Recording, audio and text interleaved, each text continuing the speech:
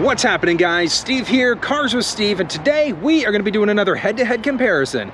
This time we're going to be taking a look at the 2020 Lincoln Aviator, and we're going to be comparing that to the 2020 Lincoln Nautilus. Now, the reason why you want to watch this video is because you're asking yourself the question, do I want to look at the Nautilus or the Aviator as an option for a vehicle? But guys, before we dive right into it, I want to thank you as always for helping to support this channel. If you enjoy the content, make sure you like it and consider subscribing to the channel as well, because once I get to 1,000 subs, I'm giving away a free set of WeatherTech floor liners to one lucky subscriber. But guys, let's dive right into it and see what these two vehicles have to offer.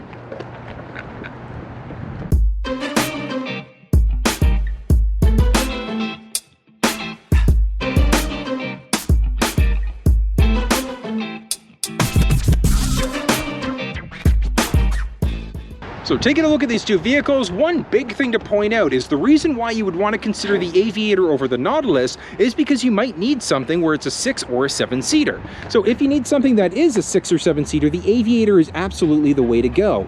If a 5-seater is okay for you, the Nautilus is perfect. Now, if you're the type of person where you need a 3 or a 4-seater with a lot of extra cargo space, I would absolutely recommend the Aviator. But let's look at the technology on the outside and under the hood first, and we'll look on the outside technology after that. So when it comes down to the Nautilus, it's got two different engine choices available. It's either going to come with a 2-liter turbo, so a 250 horsepower, 280 foot-pounds of torque, or it's got a 2.7-liter engine. That's got 335 horsepower and 380 foot-pounds of torque. Now, when we compare that to the Aviator, same thing, it's technically only got one engine choice available, but it also has a hybrid variety. So the regular 3-liter twin turbo is going to give you 400 horsepower and 415 pounds of torque versus the hybrid with the electric drivetrain. It's going to give you 494 horsepower and 630 pounds of torque. So huge difference there. You're obviously going to get way more power out of the Aviator than you will out of the Nautilus. Now, from a technology perspective, on the outside of it, we do have some similarities between the two as well. So as you can see there, we've got our forward sensing system. That's going to be the same for the Aviator and the Nautilus. And we've also got our blind spot system. So let's know if anybody's entered the blind spot on either side of the vehicle.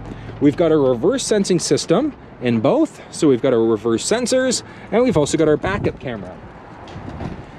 So that's going to be technology that's similar between both vehicles as well. Now, having said that, the 360 camera is available as an option in both the Nautilus and the Aviator. It's not going to come standard, but it is available. Now, when it comes down to it, we also do have the option for towing. So as you can see there, the Nautilus does have towing there. It's going to be able to pull up to 3,500 pounds versus in the Aviator. So the tow height is just underneath this. It's going to give you the ability to pull up to 6,700 pounds. So obviously, if you need to pull more weight because you've got a heavier boat, etc., the Aviator is absolutely going to be the way to go. Now, when it comes down to a cargo size and cargo spacing, so we've got a foot activated liftgate in both vehicles. We're just going to kick underneath, take a step back, as you can see there, so both foot activated. All right, now let's start off looking at the Nautilus. So as you can see there, we've got a ton of space in the back of this thing. Now, one thing to point out is this isn't going to come standard. So this cargo protector, it's a thermoplastic rubber tray. It is available as an option. It's going to be this regular cloth that's going to be there instead. But as we pull this up underneath, we've got our mini spare tire and then some storage along the side. We've got hooks in the back, and these are going to be for our cargo net. And then we've also got the option for a privacy shade. Now, when it comes down to the side, we've got a 12-volt adapter, so we can plug in a traditional cigarette lighter adapter, and we've also got the ability to power fold the seats. Now, in the Nautilus, the back row, it's power down, and then it's manual up. Now, when we compare that to the Aviator, so obviously, as we can see here, big difference is now we've got 2 extra seats in the back. So again, really useful if you need 6 or 7 different people inside of this vehicle. As we take a look in the back, we've got a tray that you can move up, and we've got a little bit of storage space underneath. And as we take this tray out, as you can see, we've got a mini spare tire and then a tiny little bit of storage along the side as well. So I mean, obviously not as much storage as we had in the Nautilus, but that's one of the reasons why we've got the ability to fold these seats down as well. Because if you only need 4 seats and you need more cargo space, what we can do is press and hold in order to fold the seats down. And as you can see there, look at that. It just opens it up so much more. It just gives you so much more room in the back of this thing in comparison. Now, a couple things along the back. So we do have our hooks there as well. So if we want to use the cargo net, we've got some added tie downs in the back as well. So as you can see, we do have a ton more space. So a little bit wider, a little bit deeper than the Nautilus. But again, really going to depend on how much space do you actually need in these things. Do you need that 6-seater? Do you need a 5-seater? So as we take a look, so both on the left-hand side of the Nautilus and the Aviator, as you can see, we've got the ability to fill up on gas. Now, those power specs that I gave you, the horsepower and the torque, those are using premium fuel. Do you need to use premium gas in either vehicle? No. Minimum manufacturer's recommendation for both engines is regular gas, so 87 octane. So you don't need to use a premium fuel, but you will absolutely notice a difference in performance if you use a higher octane instead. Now, jumping in the back of the Nautilus to start. So as you can see there, we do have our bench seat in the back. It's a 60-40 split. Hopping in the back here, so as you can see, we've got some accessories along the bottom. And we've got our cup holders in the back. And this one does have heated seats as well. Now, the heated rear seats is not for the full bench. It's going to be just for the driver and the passenger side in that back seat. So the person who's sitting in the middle, unfortunately, will not have a warm bum in the wintertime. We've also got a few pockets in the back as well. Now, one thing to note is that the back seats are not adjustable, so you can't move them forward or backwards. They're locked into place. Now, having said that, you do have the ability to move the seat back a little bit if you want to recline the seat partially as well, so a little bit more comfortable for those distance drives. Now, when it comes down to a spacing perspective, so as you can see there, I've got quite a little bit of knee room still. I still have some foot room, and I've got headroom. Now, I'm 6 feet tall. I've got about an inch of headspace above me there, so that's definitely one thing to consider. If you've got taller people in the vehicle, they might need to sit in the middle seat with this sunshade open in order to give them a little bit more head clearance, or just sit them in the front seat instead. So still a lot of room in the back, and as you can see there, we've got a nice, beautiful sound system, beautiful trim there in the back as well. Now, let's compare that to the Aviator. So Aviator is going to be slightly different, and one of the big reasons why is because it is up to a 7-seater. So looking in the middle seat here, so as you can see, we do have our console in the middle. So we've got 3 different ways that we can configure this. So we've got the dual captain's chairs, like what we're seeing here. We've got the option to have that with or without this console. We've also got the option for a bench seat instead. So that's how you're going to get 7 passengers inside of the Aviator, is if you've got a bench seat instead.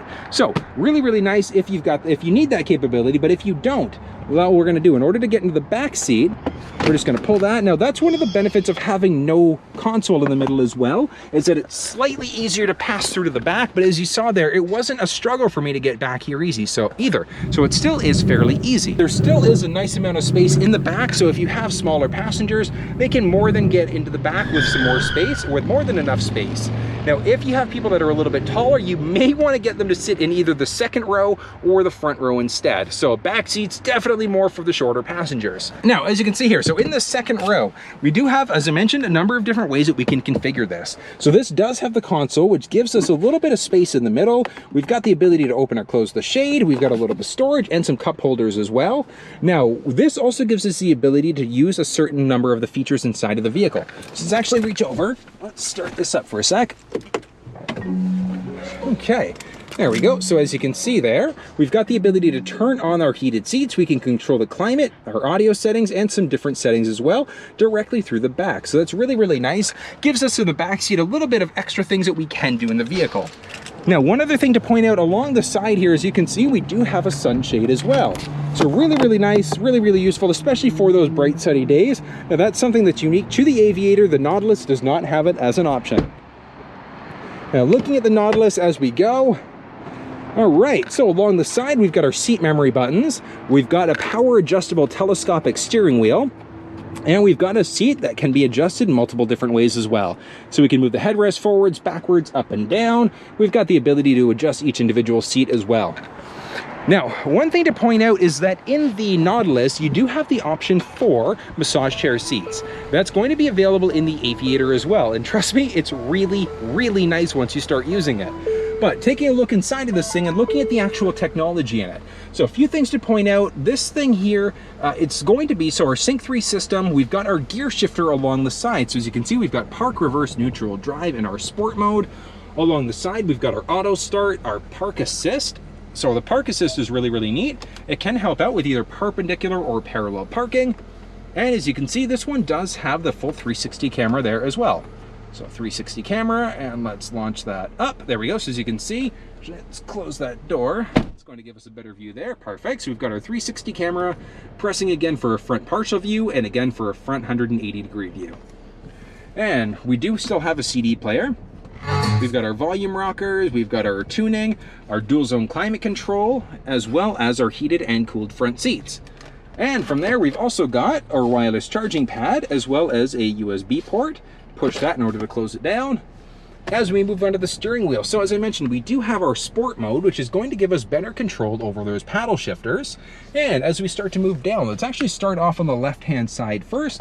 So a few things to point out. Lift gate's closing on me there. All right, so a couple things to point out. We do have adaptive cruise control. Now the adaptive cruise control is essentially just a set it and forget it cruise control. You set the speed to 120 on the highway, car in front of you slows down, yours will automatically brake as well. The Nautilus has it, the Aviator has it, so really, really nice. Now it's also got the ability to take it one step further with speed sign recognition, and that's in the intelligent cruise control. Really, really neat. If you want to go more in depth with any of the features of the steering wheel or in the screen, check out the description below, and I will have full vehicle reviews for both the Aviator and the Nautilus.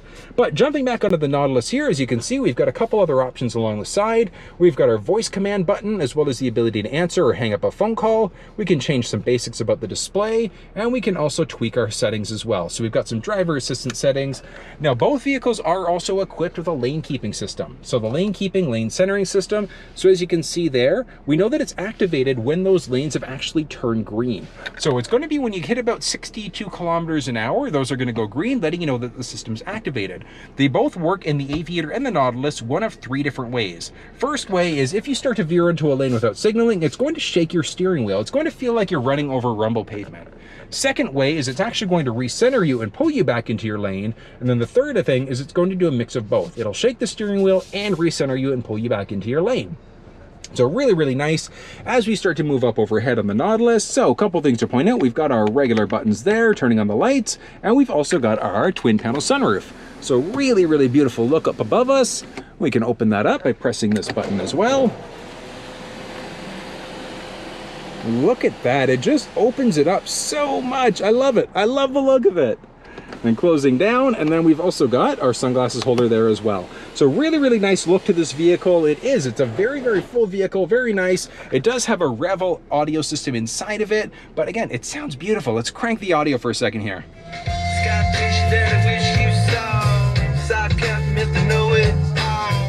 Really, really nice sound, and that was really like literally only halfway. So I absolutely love this vehicle. I love the capabilities that it's got as well.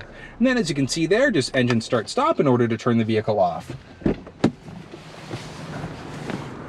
Now, let's compare that to the Lincoln Aviator instead. So a couple things to point out about the Aviator that are going to be very, very different in comparison. So as we can see here, so one thing to point out first and foremost is you've obviously got more space in the back of it, but you've also got a number of other things as well. So as you can see, we don't have the ability to adjust the seat along the side. In order to adjust the seat, it's going to be just along this side. There we go. So it's going to be just along the driver's door there. So we've got the ability to adjust the seat, really, really straightforward on the driver's side, and very similar to the Nautilus, we've also got our seat memory buttons. We've got the ability to power fold the side view mirrors, the same thing as the Nautilus as well. Now, as we hop inside of this thing, oh, very comfortable. So same idea, push button start. We're going to push in order to launch. Beautiful, both beautiful digital dashes. We've got our beautiful digital dash as well as our sync system there as well. Now, a couple of things to point out inside of this thing. So this one does have, and the Nautilus does have built-in navigation. Now they both have the ability to support Android Auto and Apple CarPlay as well. So you don't need to use the built-in navigation. If you prefer the Waze map, Google Maps, etc., you can use that through that center screen instead. Couple things to point out, this one also does have that park assist, which can help out with parallel and perpendicular parking. It's also got that 360 camera. Again, that's going to be available as an option. From there, we've got some basic driver assistance settings. Both vehicles have the auto start stop and the auto hold. As we start to move down, very, very similar to what we see in the Navigator in the Corsair. So we've got our gear shifting buttons, so park, reverse, neutral, and drive. And very similar to the Nautilus, we also do have our paddle shifters along the top as well. As we start to move down, we've got our volume rocker. Now, one thing to point out, this is the upgraded version of the Aviator. It's a 202 package, which is going to give us a few things. The big one is going to be a 28 speaker system instead. Now, when it comes down to the audio, let's crank it for a second. So that is a 28 speaker audio system, and it was only cranked up to about halfway, so it wasn't really turned up that loud, but whoo, does it sound really, really nice. So a couple things to point out. We've got the ability to tune. We've got a beautiful, beautiful wooden grain outlet there. As we start to move down, we've got the ability to adjust our fan settings there.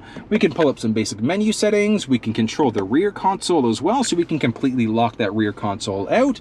And we've also got our dual zone climate control, as well as our heated and cooled front seats. From there, we've also got some storage space underneath.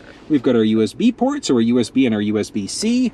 We've also got our electronic parking brake, very similar to the Nautilus as well. And then we've got some selectable drive modes. As we start to move up, so on the screen, or on the steering wheel, I should say, so let's actually start off there.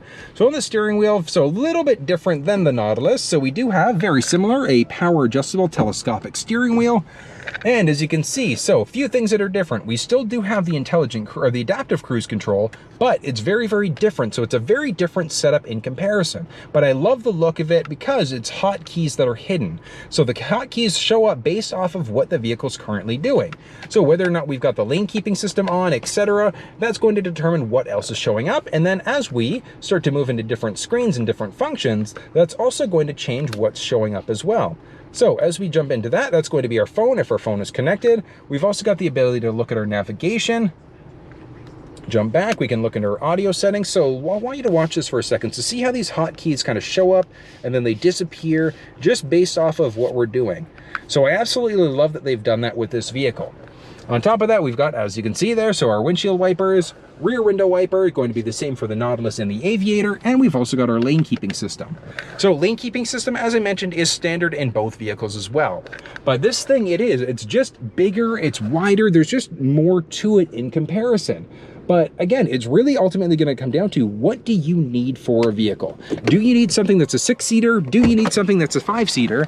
Do you need more space? Or do you need a lot of towing capacity? That's really going to determine what vehicle is right for you. And that's why you want to make sure that you're asking the right questions, but you're also dealing with a salesperson that knows what they're talking about as well. Now, that was the overall basic review of the Nautilus versus the Aviator. So as I mentioned, the big difference between the two vehicles is going to be a size perspective, and we've also got the ability to have a more powerful engine in the Aviator. But guys, I hope that you enjoyed the vehicle and this review. If you have any questions, make sure you drop them down below. And as I mentioned, check out the description because I've got 4 review videos that go over every feature for both vehicles in more detail. But that's it for today, so until I see you guys next time, stay safe.